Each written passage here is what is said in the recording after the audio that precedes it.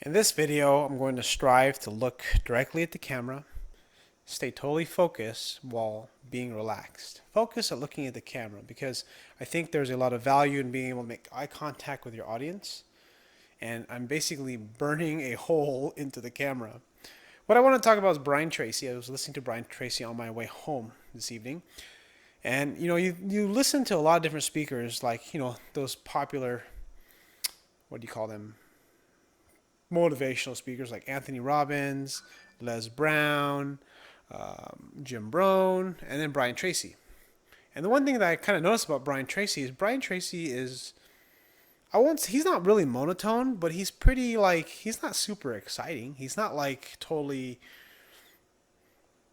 off the wall. Like, I listened to a Les Brown clip video or on YouTube, and it was very motivating. He's very energetic. He's very loud, or can be loud. Same thing with Tony Robbins, but Brian Tracy is a little bit more subdued. Kind of interesting, yet he's still very motivating. And for the most part, the thing I was listening to was from Audible.com book. I think it was called No Excuses. Pretty good.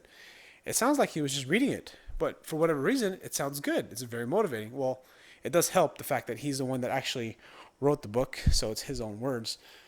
I'm only assuming. I'm sure it is. And I'm just kind of wondering, there's different traits and different skills that speakers have, and some people are really good, and some people are really bad, and it's like some people are just boring, some people are exciting. Elliot Hulse is, again, one of my biggest inspirations, and you'll hear me say this a lot if you watch any of these videos, is because he's an inspiration to me because he is coming from a similar background as me.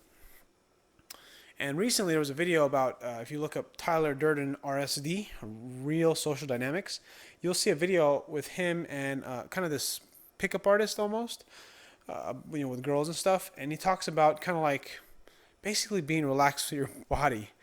And this might look silly, where you just shake your face. And as ridiculous as this is, and I've done it a few times in front of camera, and I showed it to my wife, and she just started laughing hysterically.